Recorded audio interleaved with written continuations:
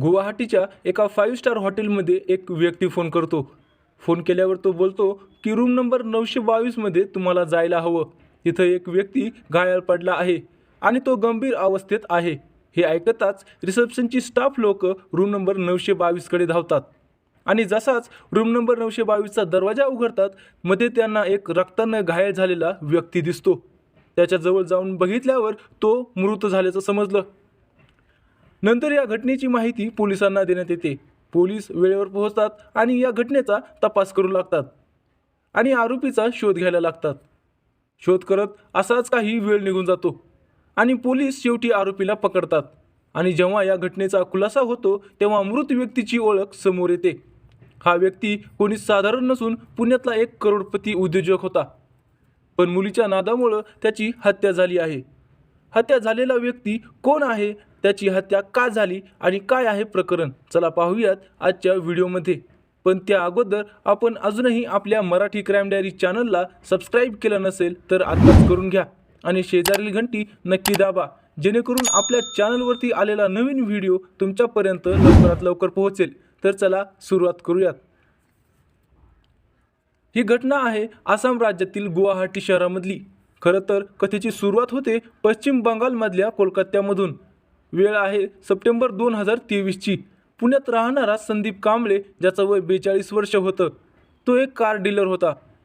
पुण्यातल्या शास्त्रीनगरमध्ये तो राहत होता. एक वेळ तो कोलकात्याला फिरायला गेला होता, तेव्हा त्याची एका 22 वर्षाच्या मुलीशी ओळख झाली. तिचं नाव अंजली आहे आणि ती बिहारची राहणारी आहे. या दोघांच्या ओळखीनंतर दोघांचं प्रेमात रूपांतर झालं.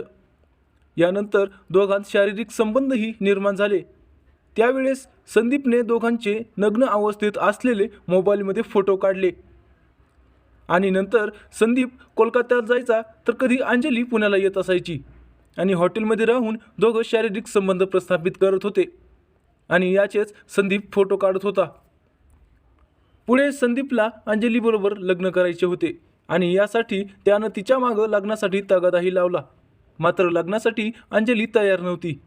त्यातच संदीप अगोदरपासूनच विवाहित होता आणि त्याला 13 वर्षाची मुलगी देखील आहे. अंजलीने संदीपला लग्नासाठी नकार दिल्यानंतर संदीपने दोघांचे काही अश्लील फोटो अंजलीच्या घरच्यांना पाठवले. त्यामुळे तिच्या घरचे तिच्यावर संशय घेऊ लागले. या गोष्टीमुळे अंजली हैराण झाली. यानंतर कोलकात्यामध्येच असणाऱ्या तिच्या बॉयफ्रेंडला तिने याबद्दल सांगितलं आणि त्याची मदत घ्यायची ठरवलं. यानंतर अंजलीने संदीपला फोन करून गुवाहाटीला बोलावलं. संदीप एअरपोर्टला पोहोचल्यावर अंजली त्याला घ्यायला पोहोचली आणि नंतर दोघं रेडिसन ब्ल्यू हॉटेलवर पोहोचले. अंजलीने दोघांसाठी अगोदरच रूम बुक केलेली होती, तर अंजलीचा बॉयफ्रेंड विकाससुद्धा त्यांच्या शेजारच्या खोलीत होता. 5 फेब्रुवारी सोमवारच्या दिवशी दुपारी 2च्या जवळपास विकास दोघांच्या खोलीत आला. तेव्हा संदीप कदाचित बाथरूममध्ये असावा.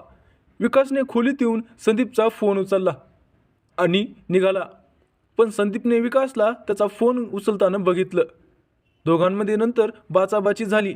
दोघेही फोन ओढू लागले होते.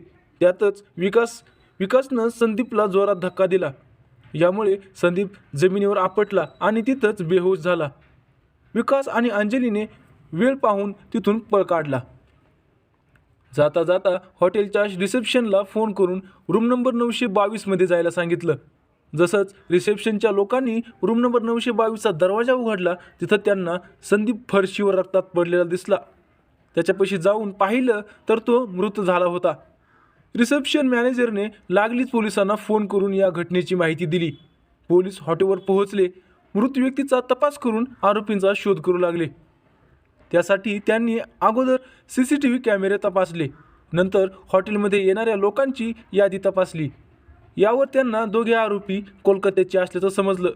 यानंतर पोलिसांनी गुवाहाटी बसस्थानक, रेल्वे आणि एअरपोर्टवर जाऊन दोघांचा शोध घेतला आणि तिथंच गुवाहाटीच्या एअरपोर्टवर अंजली आणि विकासला पकडलं. फक्त फोटो डिलीट करायला आलेले विकास आणि अंजलीच्या हातून मोठा घात घडला. दोघांनी रूम सोडली तेव्हा त्यांना हेही माहीत नव्हतं की संदीप मरण पावला आहे. मित्रांनो, जर तुम्हाला हा व्हिडिओ माहितीचा वाटला असेल तर या व्हिडिओला लाईक करा आणि सबस्क्राईब करायला मात्र विसरू नका.